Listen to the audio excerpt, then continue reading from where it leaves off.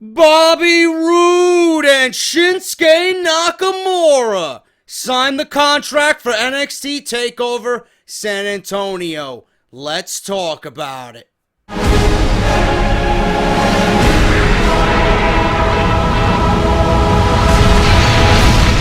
What is going on, guys? JD from New York here. Thank you so much for tuning into the channel. This morning, we're going to go over NXT, January 18th, 2017, last night's show from Full Sail University as we build towards NXT TakeOver San Antonio. We are just going to be covering NXT in this review. There will be no Lucha Underground, being that Lucha Underground right now is on hiatus until at least June of 2017. So we're just going to be doing NXT right now for the next couple of months. And then as soon as Lucha Underground comes back to TV, we'll pick up that where we left off with Season 3. And we'll pick up the second half of Season 3.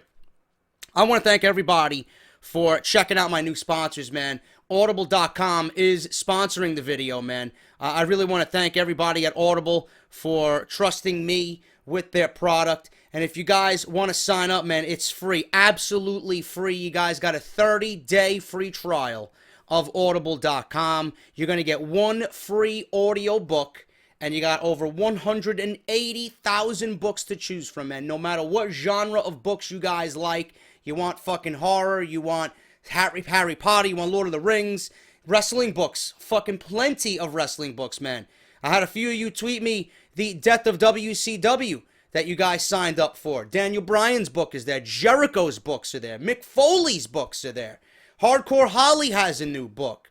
So you guys got plenty of books, and you can get one free audio book of your choice. If you sign up, you got 30 days. If you don't like it, you can cancel at any time. It's not going to cost you a goddamn thing. If you like the service, you keep it, man. You keep it and you sign up. But I'm giving you a 30-day free trial. That's audibletrial.com/offthescript. Make sure you guys sign up. 30 days free. You cannot beat that. And if you do sign up, please tweet me, man. I'll definitely retweet you guys on Twitter at JD206. NXT. Last week we talked about NXT, and I felt like San Antonio was being rushed. I feel like WWE is trying to quickly put a card together, and there's really no, I'm trying to find the right word here, man. There's no emphasis on storytelling, really. It seems like WWE and the creative writers of NXT just really put things together for the sake of putting matches together. That's just the way I feel. Minus Bobby Roode and Shinsuke Nakamura. That one was pretty much predetermined already.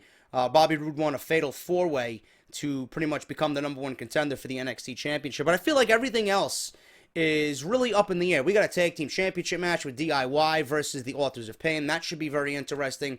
We got a women's championship match that Asuka last week requested. She wants all 4 of them, Nikki Cross, Peyton Royce, and Billie Kay, along with Asuka, in a fatal 4-way because Asuka was jumped by all 3. So she wants all of them. That match is signed, sealed, and delivered. Fatal 4-way for the NXT Women's Championship. We got more matches signed tonight. We got more matches that are going to be taking place at NXT TakeOver San Antonio. But I feel like the emphasis of storytelling for this particular takeover was pretty much thrown out the window. You know, there's things here and there, and, you know, it's not really all that exciting outside the main event. So I don't know what's going to happen, man. So we're gonna figure this thing out. And I'm not saying that NXT is going to be a bad show for TakeOver. It's going to be great. But if you're comparing it storyline-wise to everything else that we've seen so far with TakeOver, it's kind of feeling weak. You know, the build-up's been weak. So that's what we discussed last week. And I still feel that way even watching this week. Because you take a look at some of the talent that NXT has on the roster, you don't know where they're going to be on TakeOver. What's the Revival going to be doing? You're going to leave them off of TakeOver? You know, that's one question I found myself asking myself this week. What's going to happen with the Revival? Where are they going? What are they doing at TakeOver? They're too good to be left off the card. Now, I'd put them in the tag team title match, but I don't want to clutter that up. I'd rather see one team go against one team. But you got the Revival there, and they're pretty much without an opponent right now. They're feuding with TM61 for a little bit, but if you guys read the news, Shane Thorne of TM61 is out. He's going to be out 6 to 9 months. They're going to have a match next week, again, on top of what we see in this week, they're going to have a match next week, and Shane Thorne injures his knee. Gone. So whatever they were supposed to do with the Revival, they were supposed to have a match at TakeOver. They was actually supposed to be repackaged. And that's not happening anymore. Shane Thorne and TM61 is going to be off television for 6 to 9 months. That is a huge fucking blow to an already depleted tag team division on NXT. So those are just some of the things that I'm questioning right now as we head towards TakeOver, you know. So the show tonight started off with Sanity, and Sanity has been one of the most consistent things on NXT television. They made their entrance, and they introduced Nikki Cross. Nikki Cross is going to start the show off. She goes against Kennedy Lewis. Don't know who this is, but Nikki Cross obviously gets the win here, and she used her spinning neckbreaker for the quick win. Pretty much nothing here. Nikki Cross looking dominant, and she's looking unpredictable as ever going into the TakeOver event against Asuka, Billie Kay, and Peyton Royce. Nikki Cross, they built her up as, you know, I don't even know if she really cares about winning the Women's Championship. I mean, she does, but she'd rather cause chaos and do that instead of win the NXT Women's Championship. Corey Graves was very good on color commentary. He was like, does Nikki Cross even know what it means to be NXT champion? She doesn't give a shit. She just wants to fucking kill people. She wants to go crazy. She wants to cause chaos.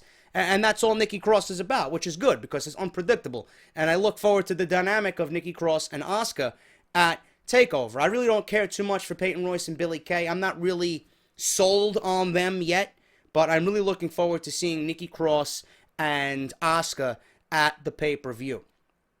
Now, backstage, we've seen No Way Jose.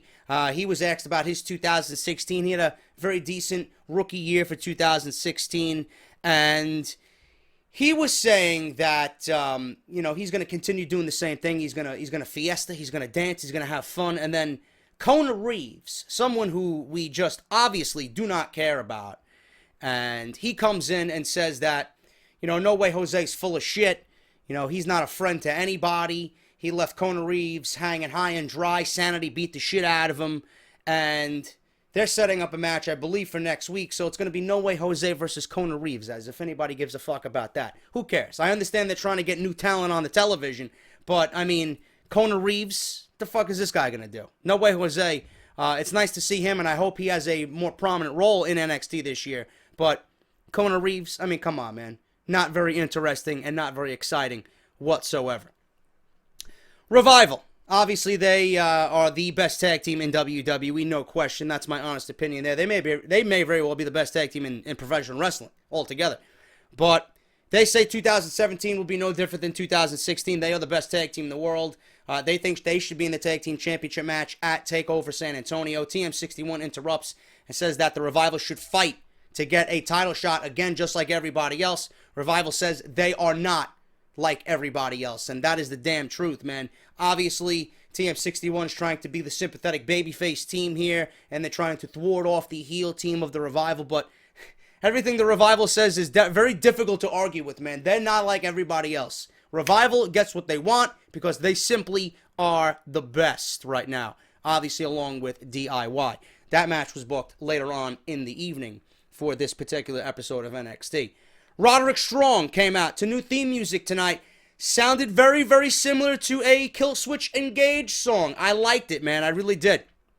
He came out to a solid reaction. I'm looking forward to what Roderick Strong brings to the table here in NXT for 2017. I can easily, after WrestleMania, I could easily see Roderick Strong challenging for the NXT Championship, and that's exactly what he stated today. He defeated Steve Cutler with the sick kick, and after the match, he was interviewed and says that he came to NXT for one very simple reason, and that is to become the NXT World Champion.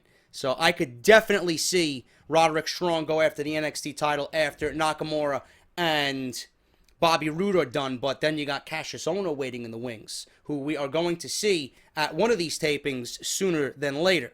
So that's going to be very interesting, man. Before you know it, the NXT World title situation may be looking a little bit different come WrestleMania. And that obviously has to also do with the rumors that I read tonight. Kenny Omega, I'm hearing that he is definitely open to signing with WWE. I think if he gets the right deal and he gets the right money to sign with WWE, and he gets the right platform to pretty much pick up where he left off, and that is what he stated he wants to do: change the wrestling world, change the industry.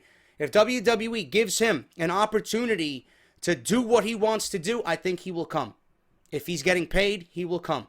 Because, like I stated already when I talked about Omega on Off The Script, you cannot take over the wrestling world. You cannot achieve those goals and those dreams by staying in Japan. It's a very, very, very small market over there. You're going to be known to everybody over there. Clearly, he's made a name for himself right now with pretty much everybody. The internet is still fucking talking about Kenny Omega. But to stay in New Japan, I understand he might want to win the IWGP World Heavyweight Championship. He might want to fight Okada again in a classic rematch and pretty much win the championship and be the first outsider to do, whatever he's got to do over there in New Japan. But if you really want to take over the wrestling world, man, WWE, you might not love them. You might fucking hate them for all I know. I don't give a shit. I understand that WWE is not the end-all, be-all for a professional wrestler. But if you're talking about taking over the wrestling industry and making a name for yourself and changing how we look at the industry like Omega is talking about, I mean, NXT, a feud with Nakamura, NXT World Championship, literally being the face of that brand, showing WWE, and more importantly, showing Vince McMahon that you could take over John Cena's spot. I honestly believe, with what I've heard and what I've seen with Omega, I've listened to Omega on several podcasts following Wrestle Kingdom 11. I've watched him. I've went back and watched matches with Omega. I honestly believe the way he carries himself and how well-spoken he is, I believe Kenny Omega could be the one man to replace John Cena when John Cena steps away. That's just my honest opinion. And I'm not talking as a Kenny Omega fanboy. I can't have a right to be a fanboy because I'm not familiar. I'm not knowledgeable in Kenny Omega. But from what I heard and how he speaks and how he carries himself and how he's respectful and how he's articulating what he's trying to say and what he's trying to do, and obviously what he does in the ring speaks for itself, he could certainly be the face of this company. And if that's what WWE gives him the platform to do, I mean, he's not getting any old. He's not getting any younger. He's 33 years old. When do you expect to take over the wrestling world? When you're 40? Come on, man. If you want to do it, you do it now. You're in good health. You're still at a young age. You're better than anybody that WWE has on its current roster right now, minus an AJ Styles. But do it. Now's the time. Strike while the iron is hot. I think if Omega comes in, NXT will be fucking forever changed, man. And that's something that we definitely have to keep in the back of our minds. But Roderick Strong, I think he's got a good 2017 to look forward to, man. I see a lot of big things in Roderick Strong. He wins with the sick kick. Also debuted new music, like I said, very, very similar to a Killswitch Engage power ballad almost. But sounded good, and I liked it, man. Very good. We got Ty Dillinger in one of the best segments tonight, man. He comes out, and he's pretty much explaining himself that he doesn't know what to do anymore. He's been on the losing end. People actually in the crowd tonight started to chant Royal Rumble number 10. Royal Rumble number 10. So obviously he acknowledged that. He's like, yeah, that's also on my mind too. I hope it happens. I think that would blow the roof off fucking the Alamo Dome, to be perfectly honest with you. Because everybody there's going to be a fucking smart Mark fan. So clearly they're going to know who Ty Dillinger is, and they're going to pop for his theme music and his entrance in the Royal Rumble, and the fucking 10 chants is still going. You watch the UK tournament, people are still counting 10 with the referee's fucking 10 count. Every fucking number is a 10 to the crowd.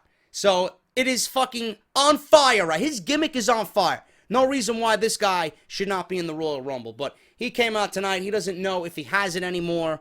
Eric Young came down to the ring and says, listen, Ty, you can have anything that you want. You can have everything that you want. And he comes down, and he's got the jacket, the Sanity jacket, and he presents it to Ty Dillinger. And he's like, do the right thing. I understand that sometimes when you think about something, you have a fear that it might be the wrong decision. But this is the right decision. You want to make a change for yourself. You got to be mindful of what type of surroundings you make for yourself. And, you also have to keep in mind what type of friends you surround yourself with. So Eric Young put the jacket right in front of him. Ty fucking said, fuck it. He started to attack Eric Young. And then obviously out of nowhere, Big Damo comes out of nowhere and he destroys Ty Dillinger with, speaking of Kenny Omega, he actually did an homage to Kenny Omega's One-Winged Angel today. Brutal fucking move delivered on Ty Dillinger. And Sanity finally officially has its new member. Big Damo has officially joined Sanity. He took the jacket from Eric Young as he presented it. He didn't even put it on because it wasn't going to fit him anyway. Big Damo's a fucking monster of a man. He took the jacket, draped it over his shoulder like fucking Roman Reigns carries the United States Championship. But Big Damo is now in Sanity. And they are a very, very, very formidable looking stable, man. I like this segment a lot. And actually after the match, Ty Dillinger and Eric Young was booked for TakeOver San Antonio. I'm going to like that match a lot, man. I think that's going to be one of the sleeper matches at NXT TakeOver San Antonio. Also, speaking of Roderick Strong, they booked him in a match with Andrade Cien Almas at TakeOver San Antonio. For whatever reason, I don't know. I mean, I'm going to be perfectly honest with you. I am enjoying Almas a little bit more than I was. I think his heel gimmick is really, really good, and he's a fucking prick, which I like, man. But his English, I'll never get over the fact that the guy can't speak a lick of English, man. You're not going to get over. Almas, in that type of role, playing that type of heel, he certainly could use a mouthpiece. Someone who's very believable, someone who's going to fucking have the audience hanging on every word out of his mouth. I think Almas, if he wants to really be successful in WWE, they got to find him a mouthpiece that's really going to try and get this guy over. Because if he's going to do it by himself, he ain't going anywhere with that fucking non-English speaking promo, man. Never going to happen. So Almas and Roderick Strong, that's booked for TakeOver San Antonio. And Ty Dillinger and Eric Young, like I said, that's going to be the sleeper match of San Antonio's TakeOver. TM61 versus The Revival here. And I was looking forward to this before I heard the news that TM61 is pretty much done. 6 to 9 months. Shane Thorne, gone. TM61 gets a surprise victory here. Does nothing for the Revival since they already lost the tag team championships. A loss to TM61 here to put them over as the upstart team. Not going to do anything for the Revival's reputation at all. Everybody knows they're the best fucking tag team, not only in NXT, but the WWE. Might be the best tag team in the business, period. So a loss here is not going to do anything for those wondering. But Revival set up for a double team here. I believe they went for the Shatter Machine. Shane Thorne grabs Wilder to prevent the move. At the same time, Miller rolls up Dawson for a surprise win. So TM61 wins, surprisingly. And after the match, Revival pretty much destroys TM61. They do an injury angle with Thorne on his knee as Miller comes out to check on his partner. Revival slowly but surely departs from the ring. Medical personnel came out to check on Shane Thorne, so we don't know what is going on with all that. In fact, that might actually be, I believe I read that next week is a real injury angle. That they tried to play it off as a storyline here, and then next week he actually legitimately gets hurt. I don't know what he got hurt on. I don't know what move he got hurt on. I don't know if he did it on his own or if he slipped. I don't know what's going on with that, but Shane Thorne, I do believe, hurt himself after they set up an injury angle here. So it's going to be interesting to see how he legitimately got hurt and pretty much all the plans that they had for TM61 and the feud with the Revival, and they were actually going to repackage TM61. So I don't know what's going on with that. We'll see what happens next week on NXT, 1 week before TakeOver San Antonio. Ember Moon and Liv Morgan, that will be a match next week on next week's show. Ember Moon, they are, if you watch the promo tonight, Liv Morgan says, listen, I think I'm ready for another shot. You know, you helped me, and now I think we should show collectively that after San Antonio, that whoever walks out the champion, they still have enough competition, more than enough competition. And Liv Morgan is challenging Ember Moon to a match next week. That was signed. Liv Morgan's going to get fucking her ass kicked.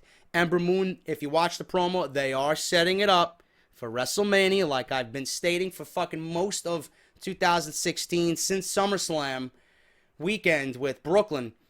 Ember Moon is going to be set up as Asuka's next opponent at WrestleMania, and is going to be one of the best women's championship matches that we will ever see in WWE history. Mark my words. The amount of praise that Asuka and Ember Moon got at the house shows when they were touring early last year, unreal. The reaction and the reports, unreal.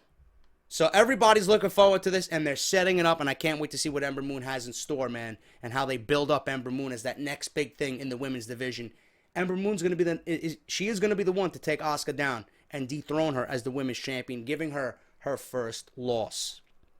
The contract signing here, NXT Championship, Bobby Roode, entrance, unbelievable, glorious. I can't wait to see what they do, man. These are literally two of the best themes and two of the best entrances in all of WWE. I gotta imagine they are gonna go out and fucking legitimately blow everybody away with the entrances at NXT TakeOver, man. I cannot fucking wait to see it. It is gonna be unreal. Bobby Roode dresses up, and he's in a suit, and he's got a fucking white dress shirt on, baby blue suit. He looks fucking fantastic. And Nakamura comes out to a huge pop. Everybody sing along to his theme song as usual. Regal's there. He's overlooking the proceedings. Roode says that there will be no physicality. He comes out and says, because you know how these fucking contract signings end up. There's always somebody going through a table. There's security being thrown around. You know, there's a fucking all-out brawl. Bobby Roode comes out and states right to William Regal that there will be no physicality, because I know how these things end up. There will not be any punches thrown tonight during this contract signing. He visualizes his name instead in the marquee. He's like, I know this is a money match. Bobby Roode versus Shinsuke Nakamura, NXT Championship, San Antonio TakeOver. That is money for William Regal, and he does not want to disrupt that. Bobby Roode says he's familiar with Nakamura, and he feels he's really not worth his time. So they go back to the ticket that Bobby Roode gave Nakamura last week, and Bobby Roode's like, I know you. You know, I've been watching you. I know how you operate. You know, I'm very knowledgeable in who Shinsuke Nakamura is. He puts over Nakamura, says that Nakamura calls himself the king of strong style, but he has no style. So he makes fun of Nakamura's haircut. He's like, you got half a fucking haircut, right? You forgot to shave the other side off. You're dressed like fucking Michael Jackson in the Thriller music video, you know? So Nakamura cuts him off right there, grabs the microphone, and Nakamura calls Bobby Roode a Japanese dog. I don't know the exact terminology that it was, but they started chanting whatever Shinsuke Nakamura had stated. So Nakamura calls Bobby Roode a Japanese dog and rips into Bobby Roode. Roode says Nakamura is no longer in the land of zero talent, a fucking cheap low blow to everybody who works in Japan. Bobby Roode angered and triggered everybody who's a fan of New Japan Pro Wrestling with that comment. The land of no talent, or the land of zero talent, he says. So Bobby Roode rips into Japanese talent and New Japan, I'm assuming, and they're slowly turning to his style. Everybody in NXT, they're getting rid of the flip-flops. They're pretty much wearing suits now, and they're looking all glorious. So Bobby Roode, after this, says, you know what? Fuck it. I'm going to sign the contract. He is the it factor of sports entertainment. And he will finally win the NXT Championship. And it will be, he goes to do the glorious thing, and Nakamura puts his hand up right in Bobby Roode's face. Nakamura stops him mid-sentence, and Nakamura says that Roode looks good. He's one of the best wrestlers in the world. Bobby Roode's like, yes, finally, you agree with me. Yes, I like what you're saying. And he won't win the NXT Championship. Nakamura says instead he will kick Bobby Roode's head off in San Antonio, and it will be, and Nakamura puts his hands up, glorious, as the crowd chants in unison with Nakamura. And they face off. Bobby Roode is fucking shaking as if he's going to have a stroke. He's fucking angry. And they go off the air legitimately, keeping the promise of no physicality, man. I can't wait to see this match. It's not going to be the most technical fucking masterpiece in the world. You know, Nakamura calls Bobby Roode one of the best in the world in the ring. I wouldn't go that far. But the entrances alone are going to be worth the price of admission for this match. I can't wait to see what they bring as far as a story in the ring. We might see a surprise or two. We might see Cassius Ohno show up at NXT TakeOver. I don't know. I don't know what's going on with that, but the match itself should be fucking, and I don't mean to use the word, but it's the only word I could think of, man. It will be glorious. and it should be a fun match at NXT TakeOver San Antonio. That was pretty much it, man. You know, they built towards San Antonio. I just feel literally after last week and this week, it just feels underwhelming to me. And that's not shitting on the product at all. It's just that NXT right now, you see they're still in a rebuilding phase, man. And they're getting ready for the next wave. We got Tommy End coming in. You know, we got a bunch of new guys coming in.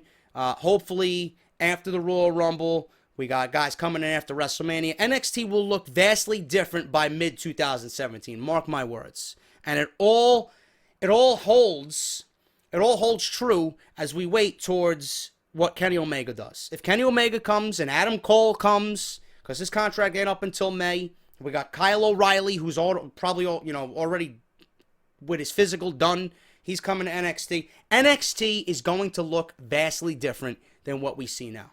It is going to be like it was.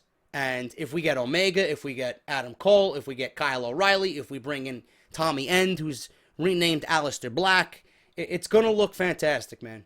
Just be patient. Right now, we're all feeling a little bit underwhelmed with TakeOver San Antonio. Doesn't mean it's going to be a bad show. It's just that you can't consistently keep up the quality that we're used to with NXT when everybody is moving up to the main roster, man. They're going to lose Joe in a couple of weeks. I'm pretty sure he's going to be in the Rumble. Ty Dillinger's going to be gone. So WWE is in rebuilding mode right, man. You got to understand that. You really got to understand that. It's like you're watching your favorite baseball team, man. How do you think I feel when the Braves fucking sold everybody and they were a last place team, 100 losses this year?